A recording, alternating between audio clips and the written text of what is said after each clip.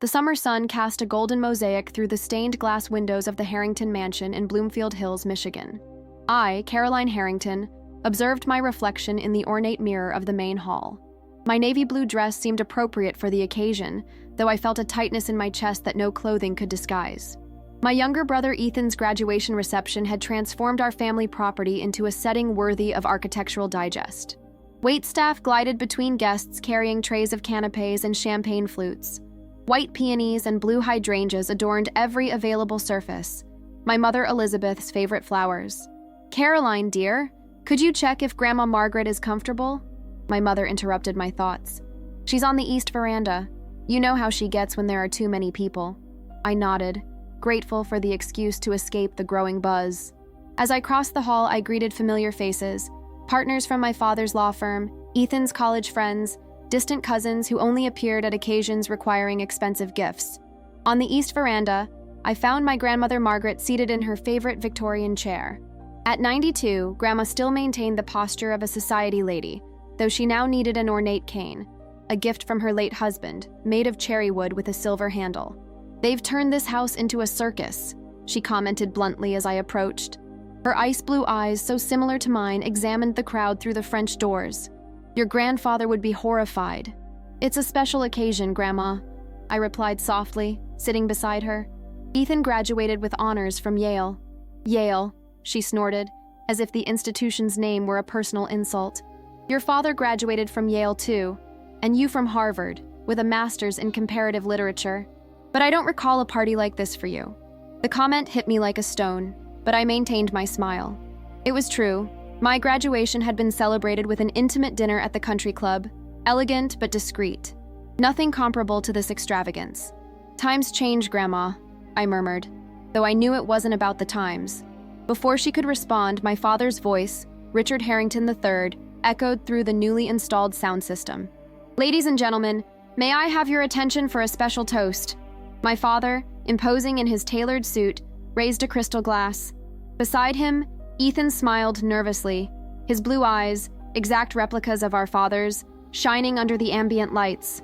"Today we celebrate not only Ethan's graduation, but the beginning of a new era for the Harringtons," my father announced, his voice carrying that peculiar mixture of authority and warmth that had made him one of the country's most sought-after corporate attorneys. "And I have a special announcement."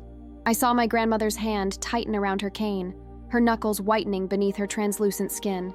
"Starting next month," my father continued, "Ethan will join Harrington and Associates as our newest junior associate." Applause erupted throughout the room. My mother smiled radiantly. Ethan, visibly moved, accepted the congratulations.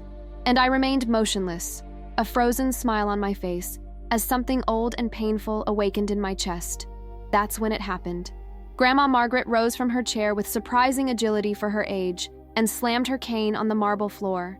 The sound, like a miniature thunderclap, immediately silenced the entire room. "Richard?"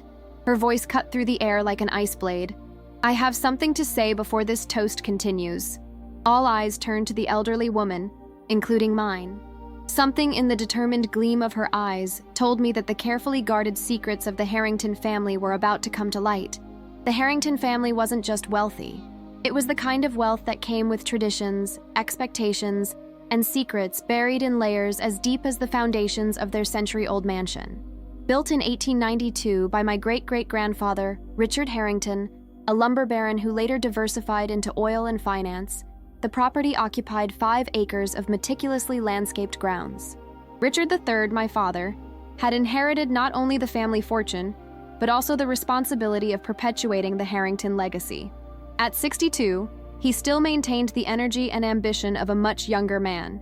His piercing blue eyes rarely revealed his true emotions, a skill that served him well in courtrooms and boardrooms.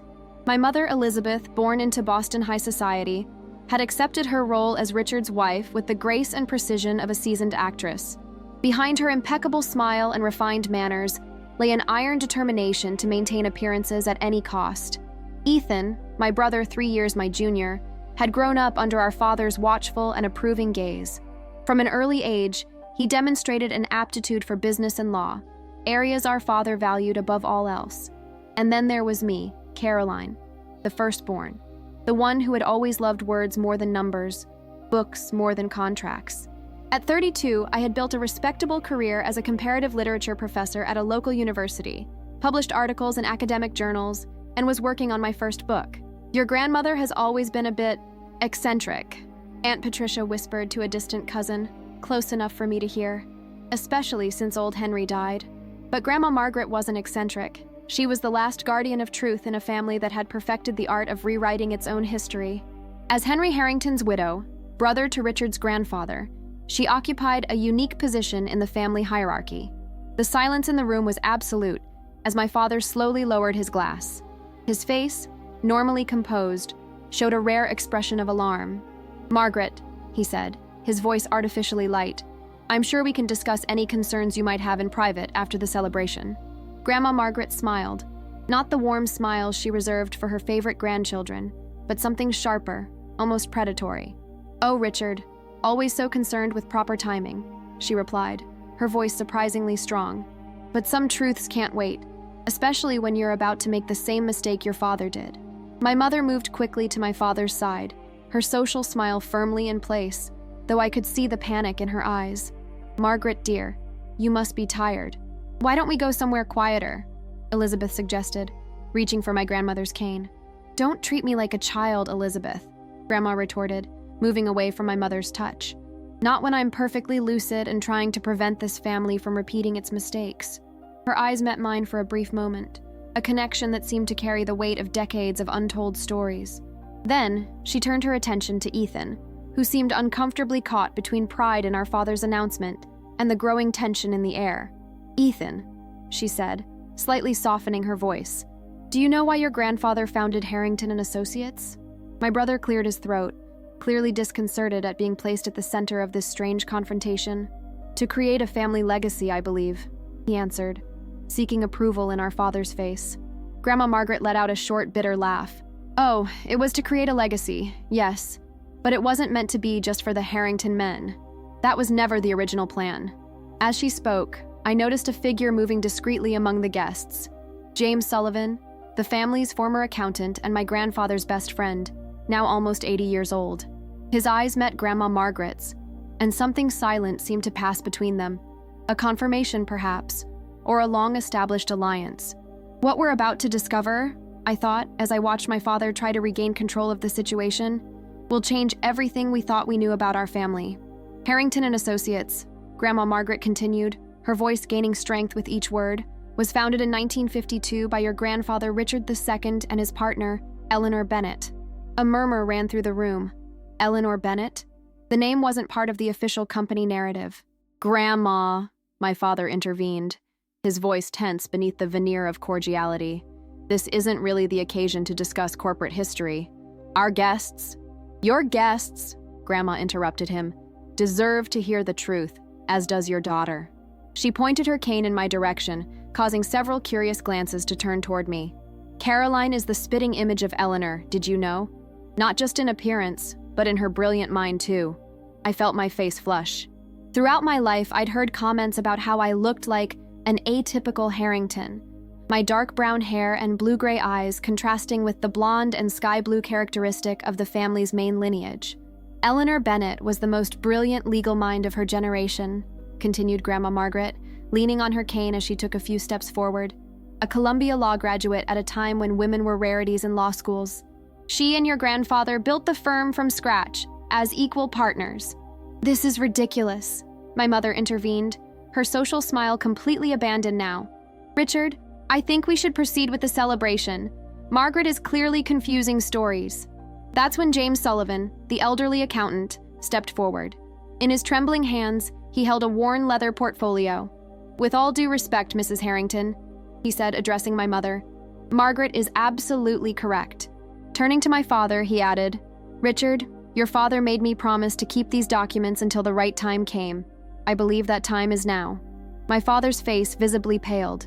For the first time in my life, I saw genuine fear in his eyes. "The original partnership agreement," explained Sullivan, opening the portfolio and revealing yellowed documents, stipulated that Harrington and Associates would be equally divided between the lineages of its founders, Richard II and Eleanor each with 50% ownership, to be passed down to their respective descendants. "Ethan, who until then had been observing the scene with growing discomfort, finally spoke. But if this is true, where is this Eleanor now? Where are her descendants claiming their share? Grandma Margaret exchanged a significant look with Sullivan before answering. Eleanor died young, tragically, in 1963. A car accident in the mountains, or so it was reported at the time. What exactly are you insinuating, Margaret? My father asked, his voice dangerously low. I'm not insinuating anything, Richard. I'm stating that after Eleanor's death, your father restructured the company, gradually erasing her contribution from the official history. The 50% that belonged to her should have gone to her only daughter. And who would that daughter be? I asked, my voice almost a whisper, though I already suspected the answer. Grandma Margaret turned to me, her eyes softening for the first time since she had begun her speech. Anne Harrington, she answered. Your biological mother, Caroline. The room spun around me.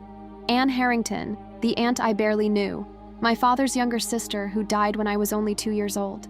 The woman whose photo I secretly kept in my drawer because, unlike the rest of the family, she had the same eyes as mine. This is absurd, my mother protested, but her voice trembled. Caroline is our daughter. My daughter. Elizabeth, Grandma responded calmly, you raised Caroline as yours, and no one is denying that. But after Anne's death in childbirth with her second child, who also didn't survive, you and Richard adopted Caroline as your own, legally, officially. But genetically, she is Anne's daughter, and Eleanor Bennett's granddaughter. The silence that followed was suffocating. Dozens of faces stared at me, some shocked, others confused, some downright horrified by the drama unfolding at what should have been an elegant social celebration. Caroline, my father finally spoke, approaching me with hands extended in a placating gesture. We need to discuss this privately. There are nuances that my mother-in-law doesn't understand. Nuances? Grandma Margaret repeated, her voice laden with contempt. Is that what you call the fact that you've denied Caroline her rightful place in the company? Of raising her without knowledge of her true heritage? Sullivan nervously cleared his throat. There's also the matter of Eleanor's will, which clearly stipulated that her share of the company should pass to her direct descendants. Technically, Caroline is the legal heir to 50% of Harrington and Associates. It was as if a bomb had exploded in the room. Guests began to whisper frantically. My father paled even more. My mother, or the woman I had always known as my mother, covered her face with her hands. And Ethan, my brother, looked at me as if I were a stranger, someone who had just threatened everything he took for granted. That explains a lot, doesn't it? Grandma Margaret continued, her voice now softer, almost sad. Why you always felt different, Caroline.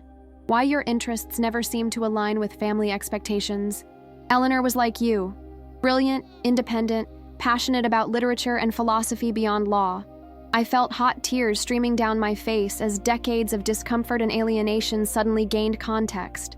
The subtle disappointments, the compliments always a little less enthusiastic for my achievements, the constant feeling that I was trying to fit into a mold that simply wasn't made for me. Why now? I asked, finally finding my voice. Why reveal this now after all these years? Grandma Margaret looked directly at my father, her eyes hard as diamonds. Because your father is about to repeat his grandfather's mistake, passing the company exclusively to a male heir, ignoring the original agreement and your true legacy. She slammed her cane on the floor again. And I will not remain silent while another generation of Harringtons buries the truth.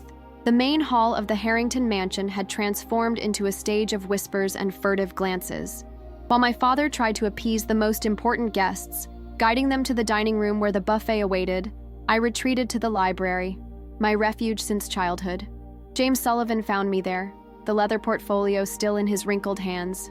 Your grandmother, Margaret, thought you should see this, he said, placing a yellowed envelope on the mahogany table. These are letters Eleanor wrote to her daughter Anne during pregnancy. She didn't live to see them delivered. I hesitated before touching the envelope. Why did you keep this for so long? Sullivan adjusted his thick-rimmed glasses, his gaze distant, as if seeing through the decades. Loyalty, promise, and perhaps a bit of cowardice, he admitted. Richard II was my best friend, but what he did to Eleanor never seemed right to me. As Sullivan discreetly left, I picked up the envelope. The handwriting was elegant, precise, not unlike my own. Inside, I found several letters and a photograph.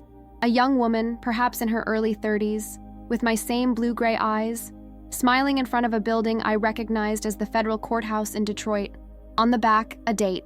Eleanor Bennett, first case 1 at the Supreme Court, 1957. A light knock on the door startled me. It was Samantha Chen, my best friend since college, and now a history professor at the same university where I taught. One of the few guests who didn't belong to the Harrington social circle. "Thought I'd find you here," she said, closing the door behind her. "That was intense." I let out a bitter laugh. That's one way to describe it. I just found out my entire life was built on a lie. Sam sat beside me, her face reflecting the genuine concern that had always characterized our friendship. Not necessarily a lie, Caro. An omission, perhaps. A complicated story. A story that explains why I've always felt like an outsider in my own family, I replied, running my fingers over Eleanor's photograph. Why my father always seemed disappointed in me, no matter what I achieved. "Do you think he knew from the beginning that you were Anne's daughter?" "He would have to know. From what I understand, Elizabeth couldn't have children. They adopted me after Anne died." I shook my head, trying to organize my thoughts. "What I don't understand is why hide this from me? Why erase Eleanor from the company's history?" Before Sam could respond, another figure appeared at the library door. Ethan, his normally confident face now marked by confusion. "Can we talk?" he asked, hesitant as I rarely saw him. Sam squeezed my hand in a gesture of support and stood up. "I'll go check on that extraordinary grandmother of yours," she said, leaving us alone. Ethan took Sam's place, his eyes fixed on the letters scattered on the table. "So, you're not really my sister?" "Genetically, I'm your cousin," I answered, the strangeness of the statement weighing on my tongue.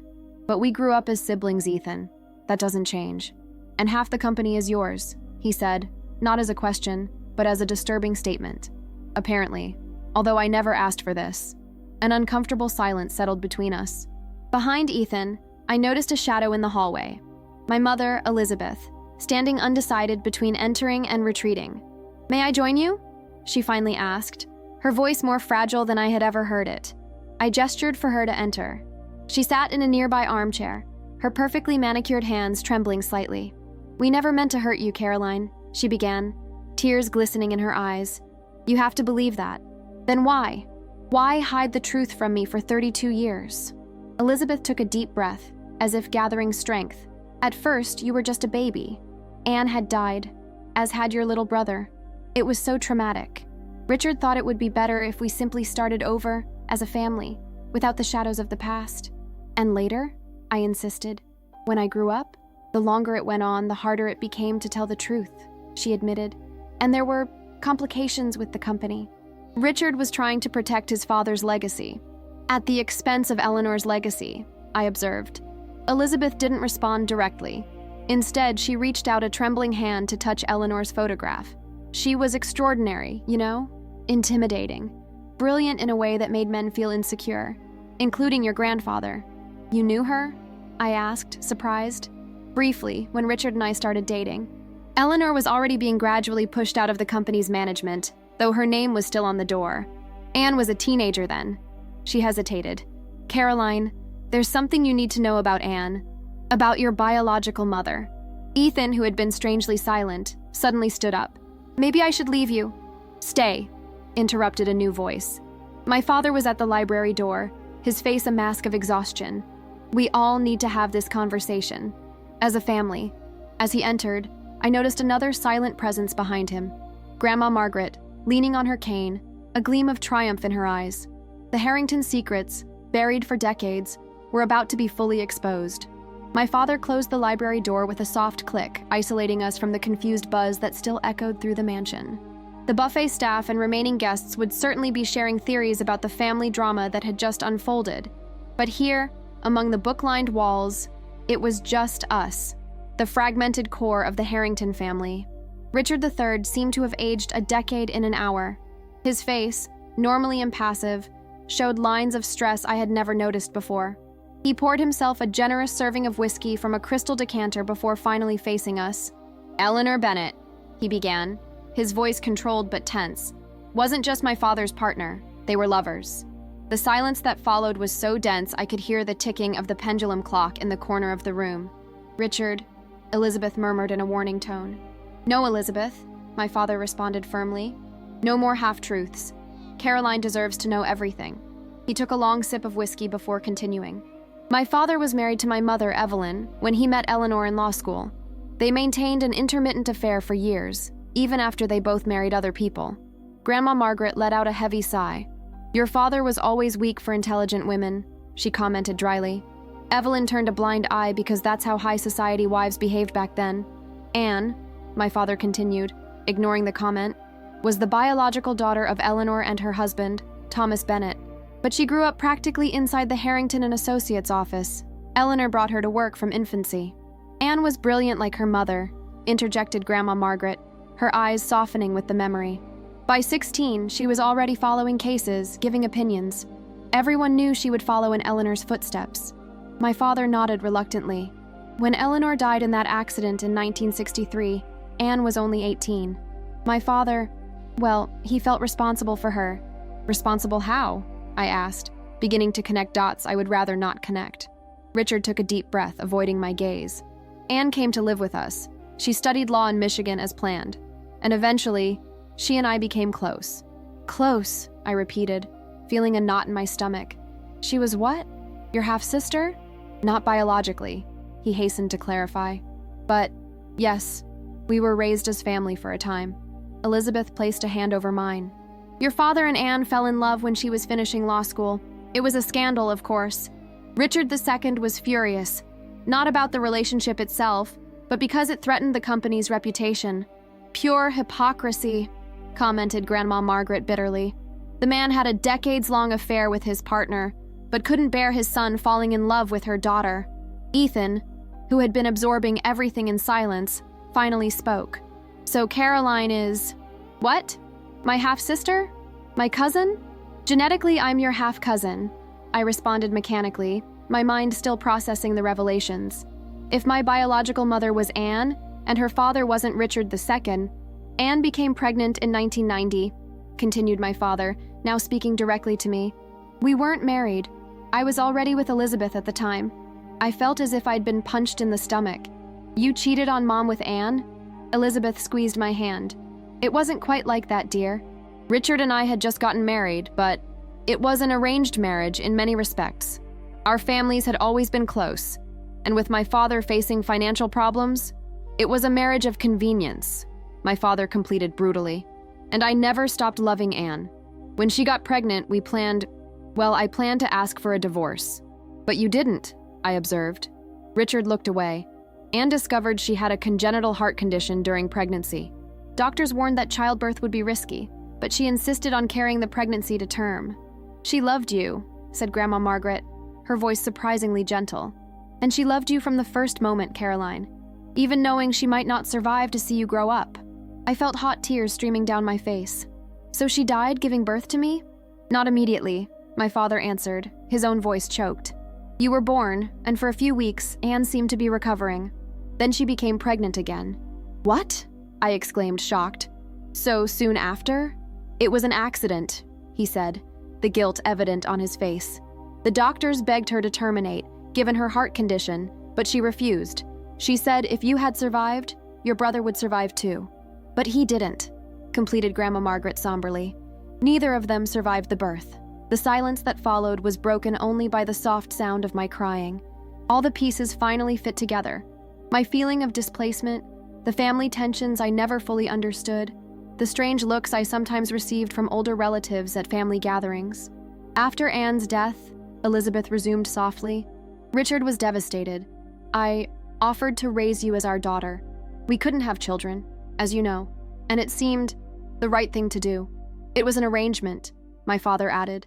Elizabeth agreed to raise you as her own, and in exchange, we would never mention Anne or my relationship with her again. And what about the company? I asked, remembering the original reason for Grandma Margaret's revelation.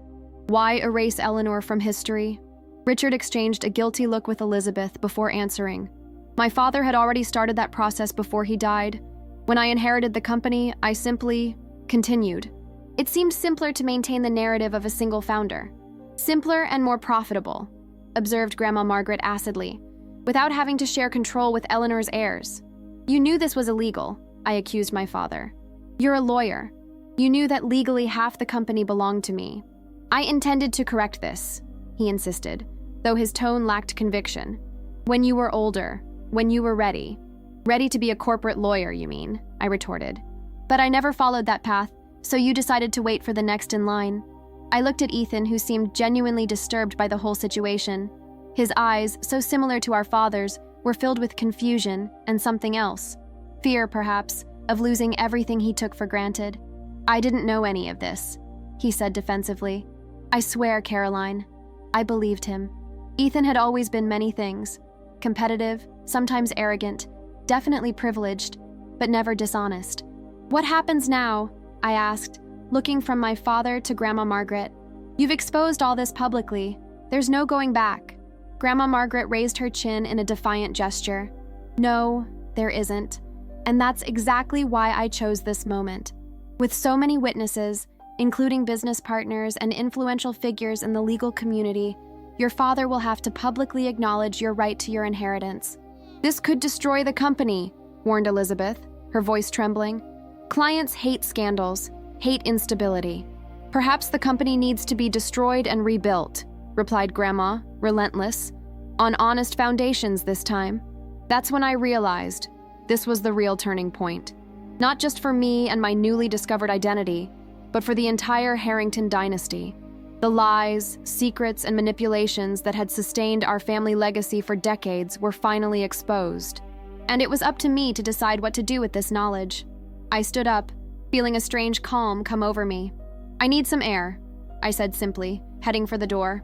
Caroline, called my father, his voice almost pleading.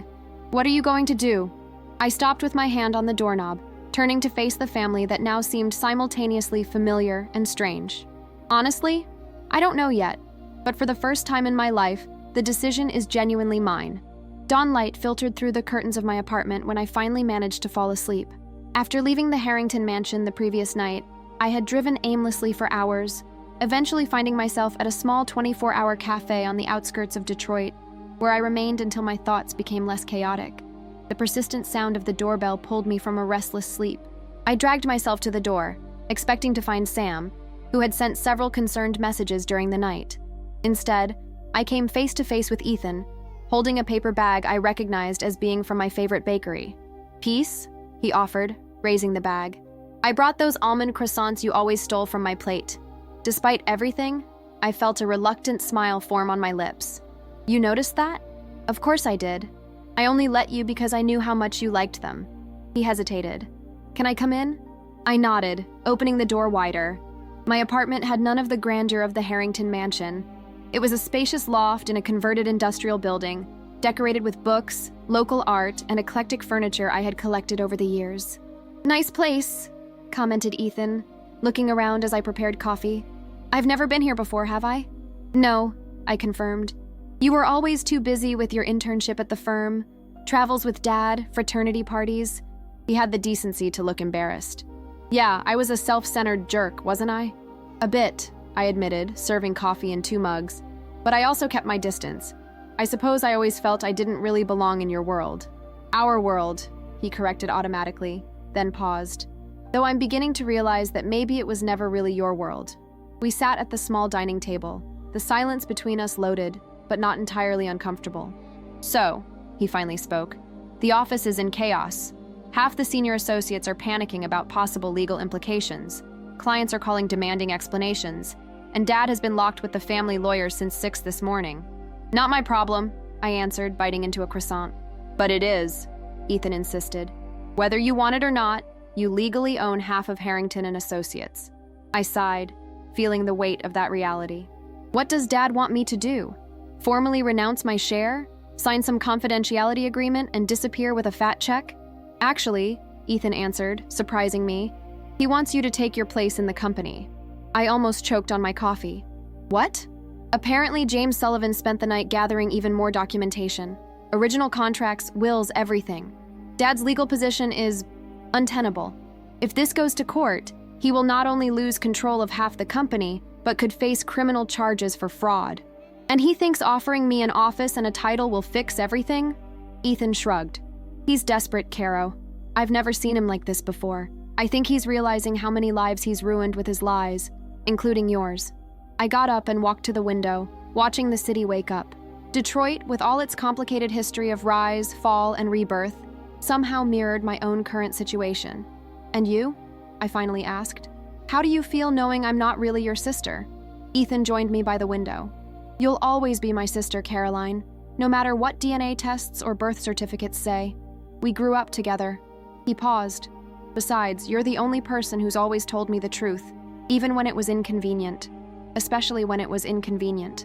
I felt tears in my eyes, remembering the countless times I had confronted Ethan about his selfish behavior or questionable choices, always out of genuine concern, always hoping he would become a better person than our father. "I received an interesting call this morning," I continued after a moment, "from Dr. Catherine Bennett. Apparently, she's Anne's cousin. My first cousin, technically." "Bennett?" Ethan seemed surprised. "Like Eleanor Bennett?" "Yes. She's Eleanor's brother's granddaughter. Lives in Chicago, is a neurosurgeon." I paused. "She said she always knew of my existence but respected the agreement made with Richard to leave me alone. Until now. What does she want?" "To meet me. Share stories about Eleanor and the Bennett family." I smiled weakly. "Apparently there are other cousins, uncles, a whole family I never knew I had." Ethan's phone vibrated. He checked the screen and grimaced. "It's Dad. Again. You should answer." "I can reply later." He hesitated. "Are you going to sue? Demand your share of the company?" The question hung between us, not just a legal question, but a turning point for our relationship, for my future, for the Harrington legacy. "I don't know," I answered honestly. "Part of me wants to turn my back on all of this. The company, the money, the Harrington name. Start from scratch as Caroline Bennett. And the other part?" I reflected for a moment. "The other part thinks of Eleanor and Anne, of how they were erased from history, of how different it would be if I had grown up knowing my true heritage, knowing that I come from a lineage of brilliant women who paved the way in a male-dominated world." Ethan's phone vibrated again. "Go," I encouraged. "Tell Dad I need time. I won't do anything drastic immediately, but I'm also not going to simply pretend nothing happened." Ethan nodded, squeezing my hand before answering the phone and walking to the hallway.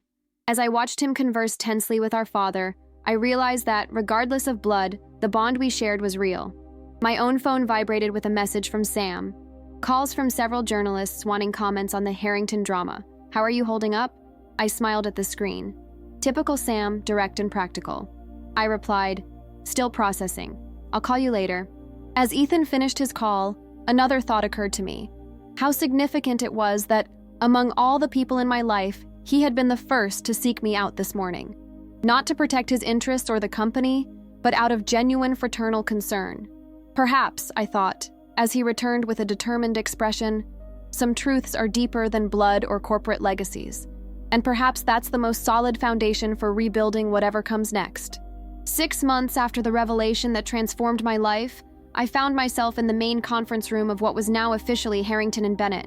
The newly redesigned logo gleamed on the wall behind me as I addressed the board of directors, a diverse group that included, for the first time in the firm's history, an equal number of women and men.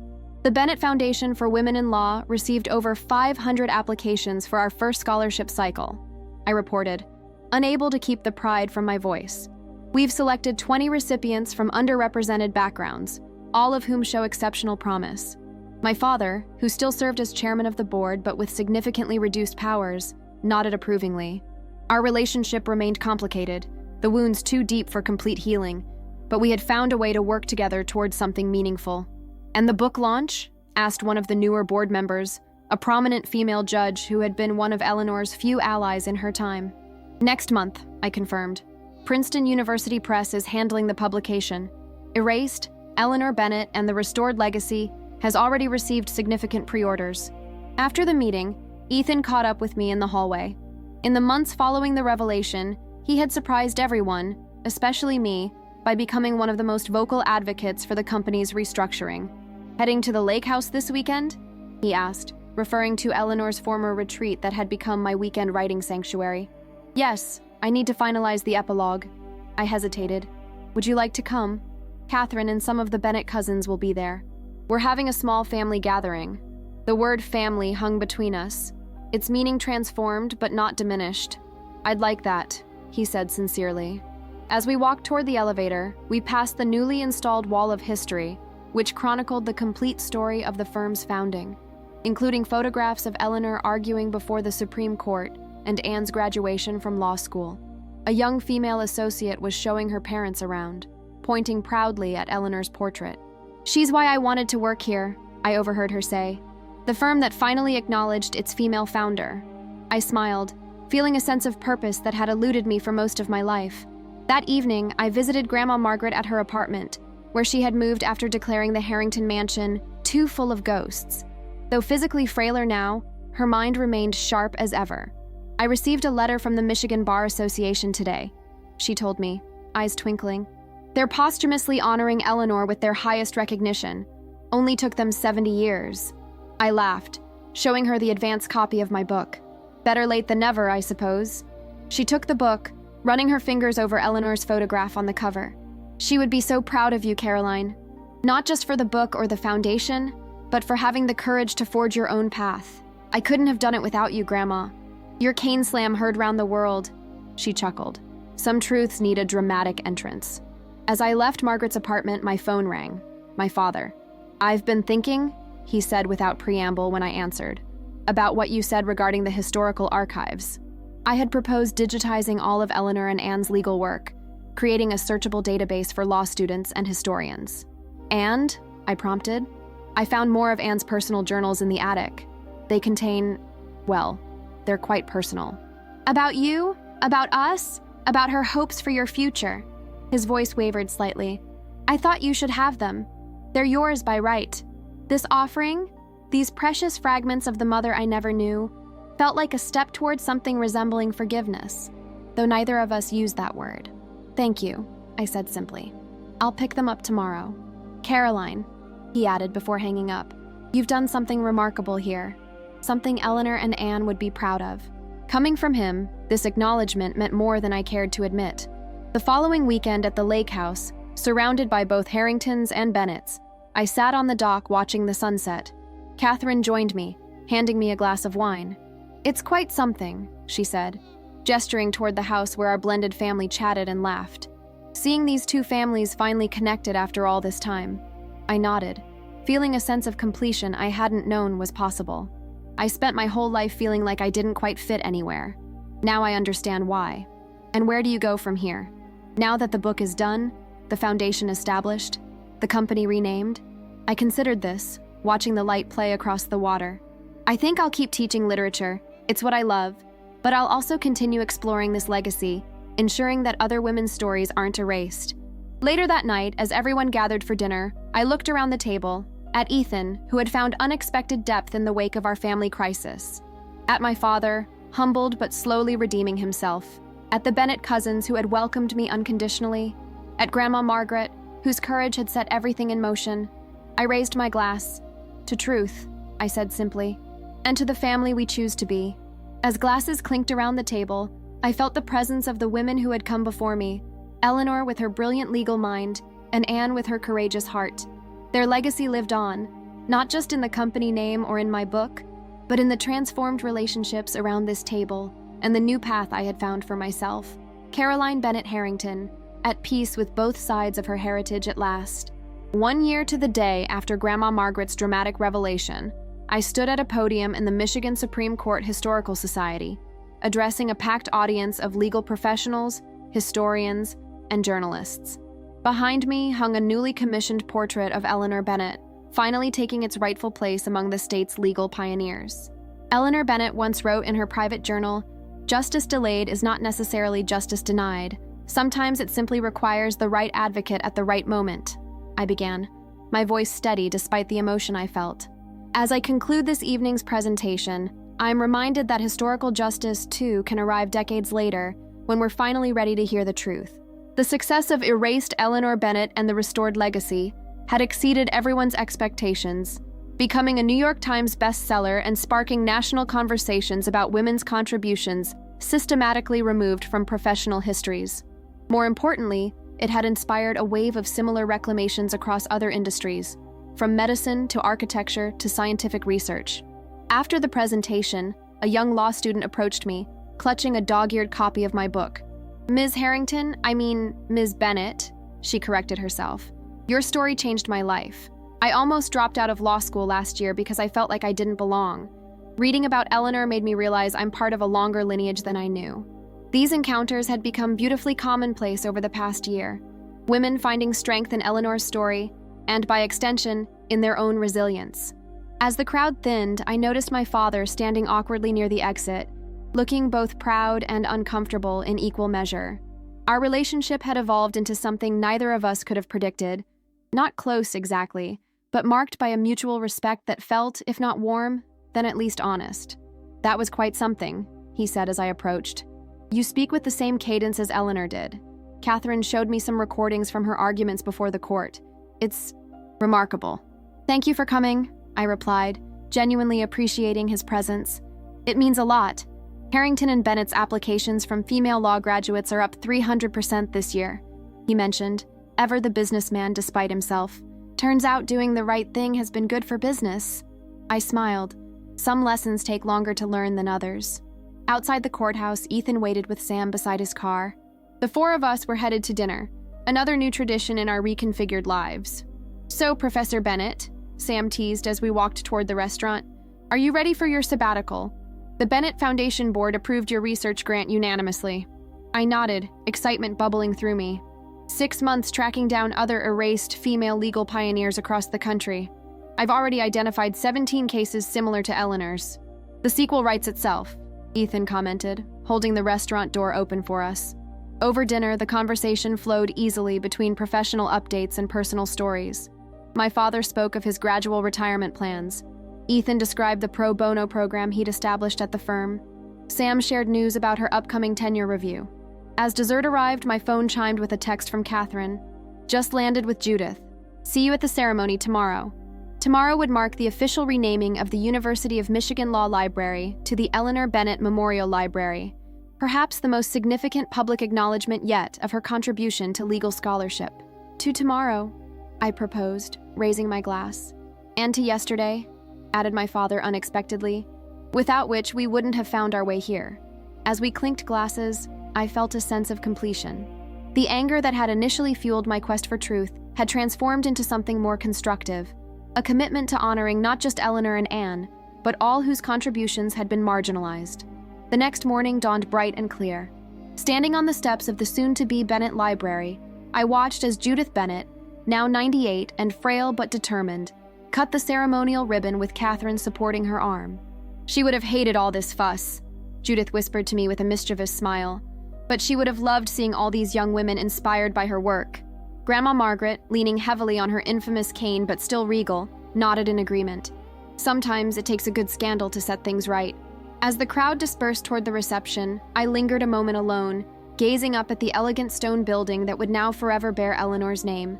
I thought of the cascade of events set in motion by a single moment of truth, how Grandma's courage had not only restored my heritage, but had created ripples that continued to transform lives beyond our family. I had begun this journey in search of my true identity, but had discovered something far more valuable: the power of reclaiming narratives that others had tried to erase. My work, both through the foundation and my writing, was just beginning. The reception buzzed with energy as law students eagerly asked questions about Eleanor's groundbreaking cases. In one corner, Ethan engaged with a group of young associates from the firm, while in another, my father conversed quietly with James Sullivan, their heads bent over what appeared to be old photographs. "A penny for your thoughts," Sam said, appearing at my side with 2 champagne flutes. "I was just thinking about that night at the graduation reception," I replied, accepting the glass. "How in an instant, everything I thought I knew about myself changed. For the better?" I considered this carefully. "Different, certainly. More complicated. More true. And more yours," she added perceptively. "Yes," I agreed, the realization settling comfortably. "More authentically mine." Later that evening, I returned to Eleanor's lake house, my lake house now, and sat at her desk in the study that had become my writing space. On the wall hung a newly discovered photograph of Eleanor, Anne, and my grandfather, Richard II, in what appeared to be a rare moment of genuine camaraderie, taken in the firm's early days. I opened my laptop to continue work on my new project, a comprehensive history of women in American jurisprudence, focusing on those whose contributions had been minimized or erased. As I typed, I felt that peculiar sense of connection across time that had become familiar over the past year, as if Eleanor and Anne were somehow guiding my research, pointing me towards stories that needed telling. My phone rang. Catherine, checking that Judith had settled in comfortably at her hotel. "She's like a woman half her age today," Catherine said with a laugh. "The ceremony really energized her. She keeps saying she can finally rest now that Eleanor has her due." After we hung up, I stepped onto the porch overlooking the lake. The water reflected the moon in rippling silver patterns, a view unchanged since Eleanor had stood in the same spot decades ago. I imagined her here, perhaps contemplating a difficult case or writing one of her meticulous legal arguments.